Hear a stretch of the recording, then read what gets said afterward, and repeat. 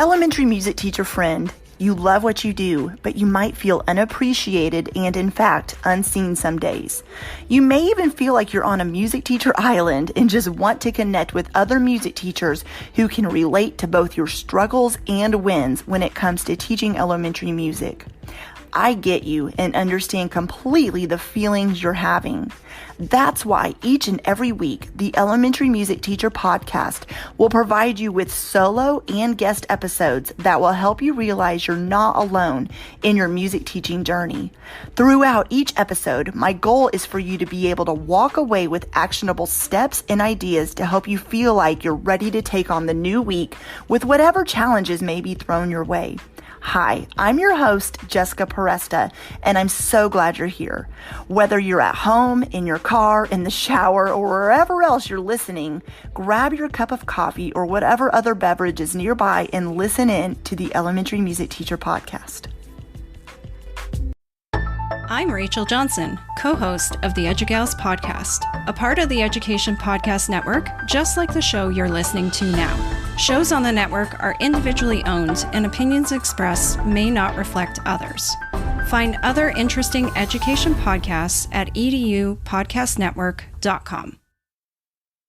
Welcome back to the podcast. Today, I am so excited to have a new guest on. Kathryn Patricia Cobbler is here, and she is going to talk about how the creative process promotes innovative thinking and problem-solving skills. And I am so excited to hear her story and to have her share with us today. So, Kathryn, why don't you just start off by introducing yourself? Well, thanks so much, Jessica. It's so great to be here. So my name is Kathryn Patricia, and I actually live in Canada, in Canada's capital region in Ottawa, Ontario. And my musical journey started as many do, in that, you know, the rule in my house is that we had to play an instrument. So I started on the piano, which beautiful instrument, but my 5-year-old brain just couldn't figure out how to do one thing with one hand and then one thing with the other. And my dad had asked me, you know, do you want to try the violin? And at the time, I didn't even know what a violin was, but I thought, you know what, let's give it a try. And I think when I think about music and the experience that I had, I love the sound of bowed string instruments, but the thing that really captivated me, that kept me going in my studies, was actually community. Like a lot of bowed string instrument players, I started with one-on-one lessons and then went to group class and then went to orchestra and then played in string quartets. And it really was that community that captured me. And it wasn't until halfway through my undergrad that I just really had been captivated by the lower string sound of the viola. And now the viola is my main instrument. That is such a cool story, and you don't really think about that, how kids struggle with the both hands, and there's a lot that goes into the piano. It really is. I have 3 sons, and I have one that wants to learn, the other 2 not really an interest, but my oldest struggles with that, struggles with the, I don't think it's not a desire to learn, but he struggles with the fact that it is both hands. It's the reading music. It's the listening. It's the, like, there's so much involved in it. But yeah, so I could see that. There's a lot of kids that probably their parents put them in piano and then they're like, this is so hard. So yeah, that's awesome that you figured that out.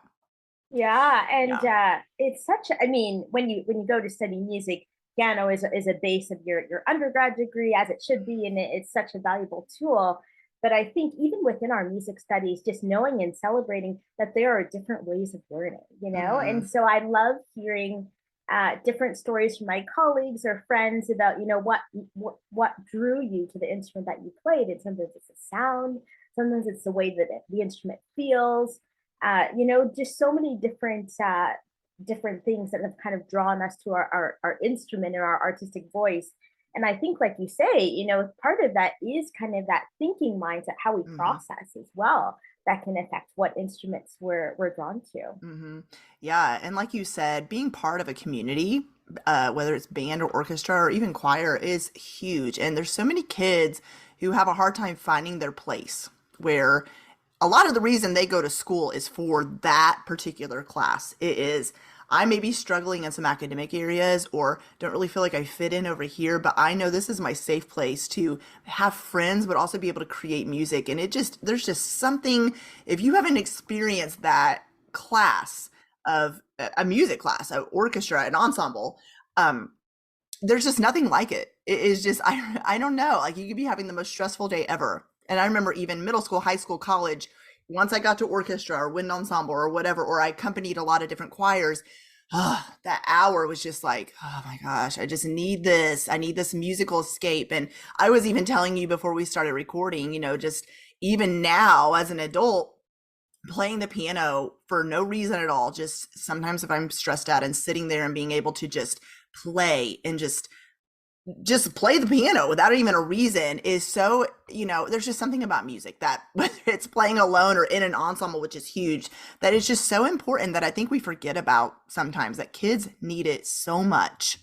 So yeah, I love how you said that. Oh, I love that. And I love that example that you gave. And I think so many times as professionals and as educators, we forget that we really do need to put our creative mask on first. And that when we're able to, that we have so much more that we give to our students. And something that I love just about musical studies in general is that it is really both a science and an art. That there is that technical expression, that there are things that we can learn and things that that physics actually describes, the way that we either blow through our instrument or play our instrument and make sound. But then there's also this artistic component that is, and in many ways, it just helps the individual to bring their own self to that. And then when you put that in the greater whole of a group class or a band or an orchestra, you really have this beautiful collective voice sounding together. And I just think that is really powerful. Ooh, yeah, that's something you said that's so true. You forget, you're just like, these are the clarinet players. These are the viola players. These are the trumpet players. But you forget about that. Everybody brings their own unique giftings and musicianship, and everybody could read the same line of music and play it a little bit differently based on their interpretation. I haven't thought about that in a while. So when you said that, I was like, that is so true. It's just so true. Every kid is a unique human being with their own personality and spin on things. So we're going to dive into that, the creative process, and we're going to talk about how it promotes innovative thinking and problem-solving skills. So I would love for you to just explain what that means or what it means to you. Yeah, and before I dive into that, I think something that really helped me to reflect on the creative process was that actually in my journey as an artist, I actually started as a visual artist first. When I was a young kid, I loved painting and I loved just being able to capture the world around me through my own lens, whether that was portrait drawing, whether, just drawing my family members or drawing objects that were around it. And I really felt like I learned a lot through that. And then later on in my life, when I started playing, performing, and then performing professionally, and then onto composing, the thing that I really internalized is that composing is just making music. It's just painting with sound is what it is. And so I feel like I've been able to see a correlation between the two art forms. In visual arts, we talk about the creative process a lot. And something that I think that it's really helped in my musical practice is honoring the process over the product. And I think so many times, particularly those who have been trained in the Western classical tradition, there is this thing where we want to be able to celebrate virtuosity and excellence. And I think that is an amazing thing. But sometimes we put so much emphasis on playing exactly the right notes and playing them in tune. And then if we miss that one note in a concert, we never let ourselves forget it. And I think that there is something about, do we celebrate the journey of, the 20 metronome clicks that it got to take to play that piece up to tempo? And I think sometimes that's missed in our musical practice. When we look at the creative process, what it does is it really gets in the habit of this test and change. And so, yes, we end up with a product at the end that we hope we're proud of, particularly musically, that we want to be able to honor the composer's intentions, to be able to play it accurately. But at the same time, when we have a process-based approach, we're able to follow our curiosity, and we're able to honor each step in the journey. Yeah, I'm thinking back. I was smiling when you were talking because being a classically trained pianist and being at all the piano lessons and all the piano competitions and all the piano recitals, it was about the final product.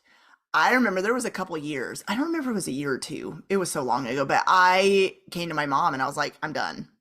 And I had a natural gift for it. I loved it. I was doing lessons because I wanted to. I got burnt out because I remember it just being about just preparing for the concert, preparing for the competition, and there was never any just play for fun or I don't know, like it just took the creative. I wasn't really creating a lot. It was just doing what I was told, and I got super burnout. And everything was regimented. It has to be this many minutes a day of practice, this many minutes of your lesson, this many. And so I just got so burnt out. And so I definitely think I took that as both a piano teacher and then an elementary music teacher, that experience to my students of, yes, there's going to be schedule. You're going to see your students for a certain amount of time. That's just how it has to be. But I wanted to bring so much more creativity to them and allow them, what do you want to learn? How do you want to create, with the still teaching them the music theory and all the things that they need to learn, but also it's okay to do other things too. And it's okay to teach every student differently too, because they're not all going to learn the same way.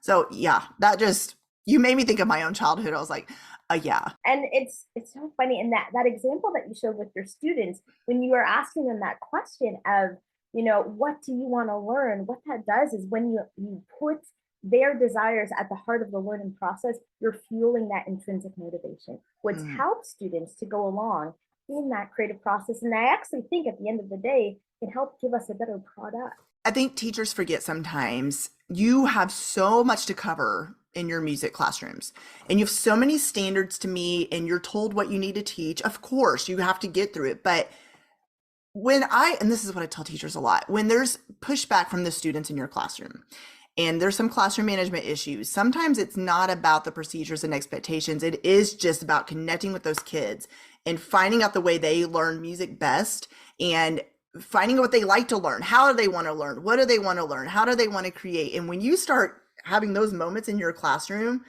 it's amazing. The ship starts turning around the right way, that there's a huge change that'll happen. And it's not overnight. But it will. There's just creativity comes alive. You're right. Like amazing things happen in the music room. And I think that what that does is it helps students to be able to be seen and known.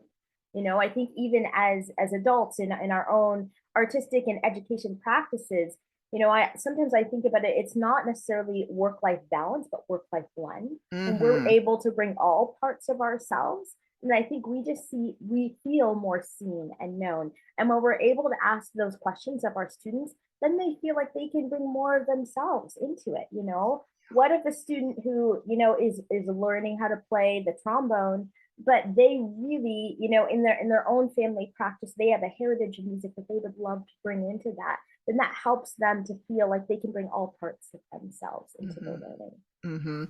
So you've already touched on this a little bit, but how can music teachers fuel more creativity in and with their students in their music rooms? Yeah, and I think we both talked about this a little bit at the beginning, but I think it starts with the educator. It starts with the educator putting their creative mask on first and being able to make the time, even if it's just 5 minutes a day, even if you only have time to play 1 or 2 bars of music for yourself, you taking that time helps you to remember yourself as an artist, yourself as a musician, and also the joy of learning.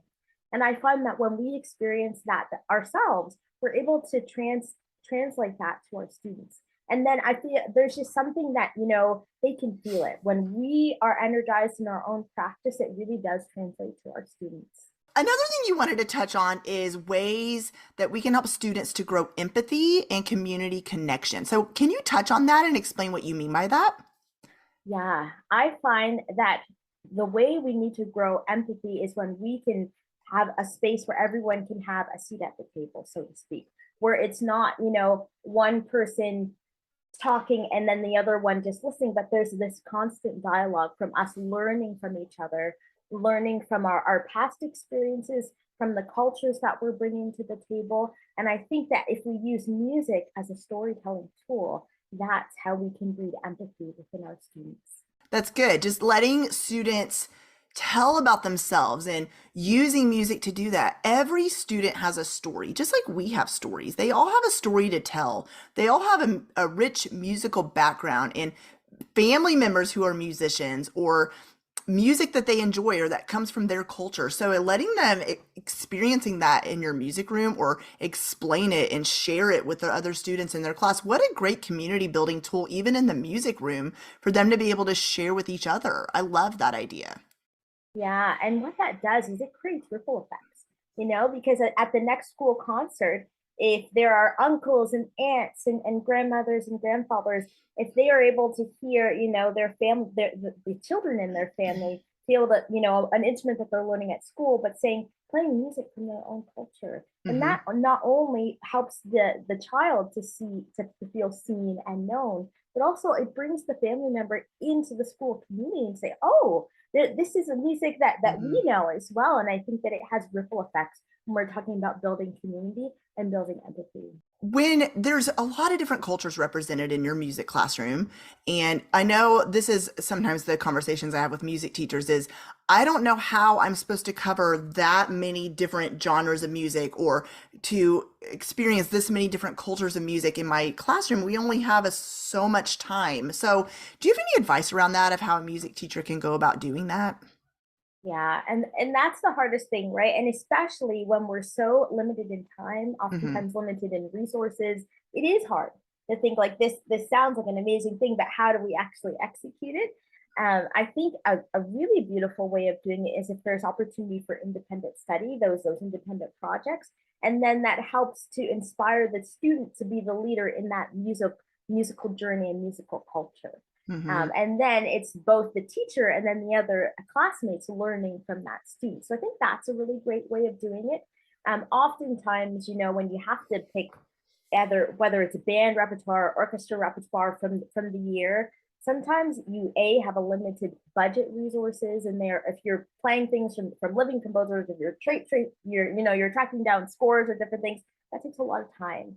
And I think that it's one conversation at a time, one step at a time. And, maybe you do meet a composer in the area who is from a certain culture who wants to share something with your school community. That might not be a project that you do this season. It might be one that you do 2 years down the road. But if you're wanting to get to know your community and who are the voices in your community, you can start to bridge those relationships and then eventually incorporate that repertoire into the day-to-day life of your program. But I think ultimately it starts relationally. It starts one conversation at a time, practically in terms of encouraging the students to embrace, all parts of themselves. If there's that opportunity for that independent study, that can work really well. Yeah, and what a great way for kids who maybe have had an interest in pursuing learning an instrument in a private lesson setting, and maybe they just haven't ever had anybody talk about how they can do that, or how they can learn different music and the different genres that are out there and different cultures represented. And so maybe, initiating that spark in your music room will help a certain child go, oh, I'm interested in this.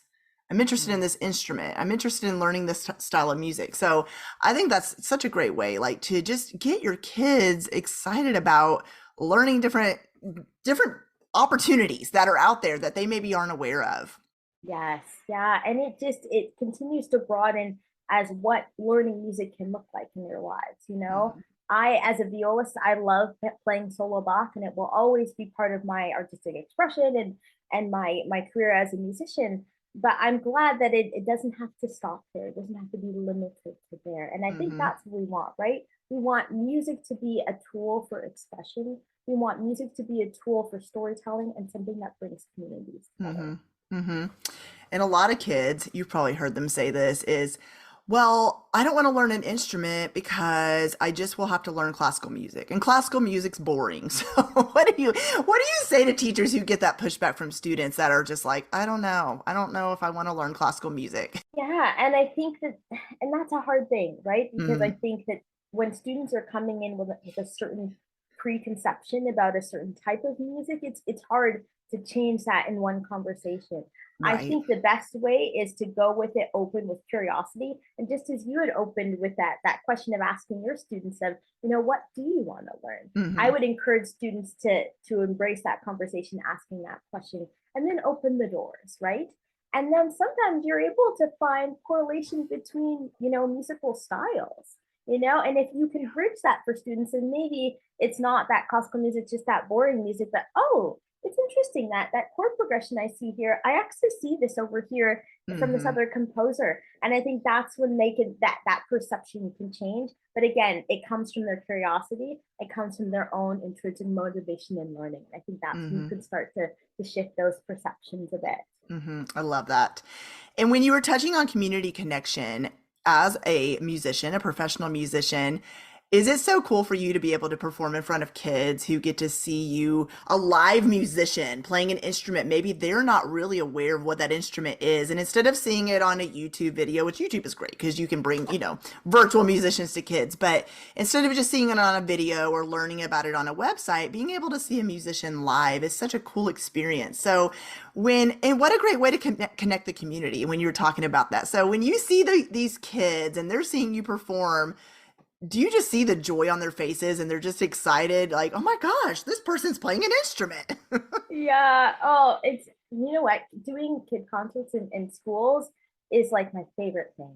There's just so much energy in the room and such curiosity in the room. And I always say, if you were to type in solo viola into Google, your computer would probably blow up with like viola jokes just because it's not something that people necessarily think about. And and so I play with the viola, but I also play with a loop pedal. But Jax has this recording device, so it records my sound. And it kind of makes me sound like I'm my own string quartet or string orchestra when I do concerts.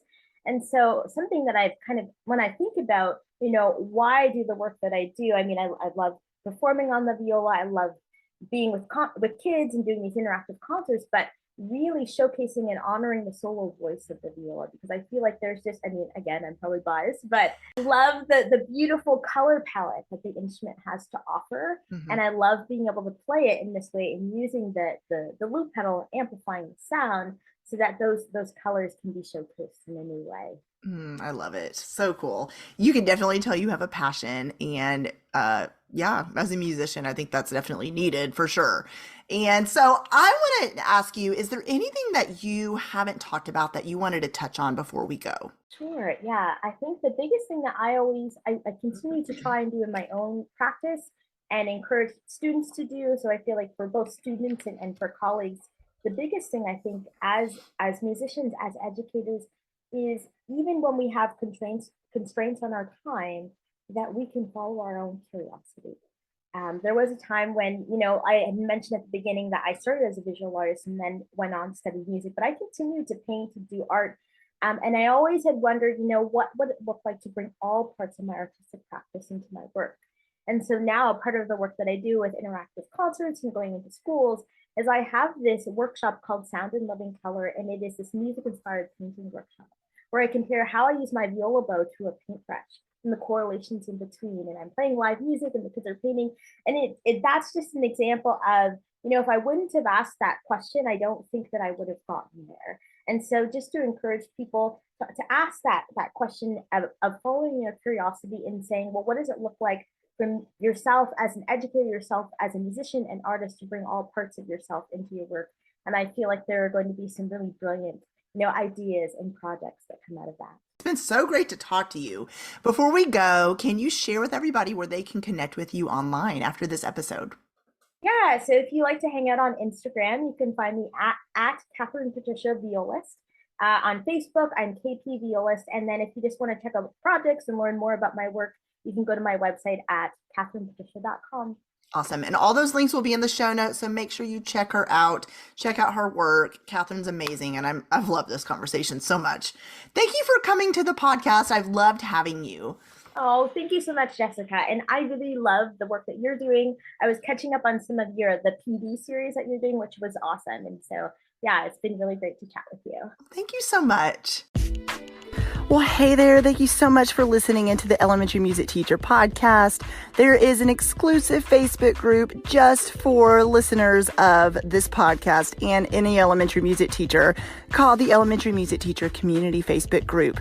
Come on over and join us there, where we have conversations around the podcast episodes and encourage each other each and every week. And also head to my website, thedomesticmusician.com. I have some free resources there that you can download to help you gain traction in your classroom today today, as well as the blog and the membership site and all kinds of other goodies to help you keep going in your music teaching journey.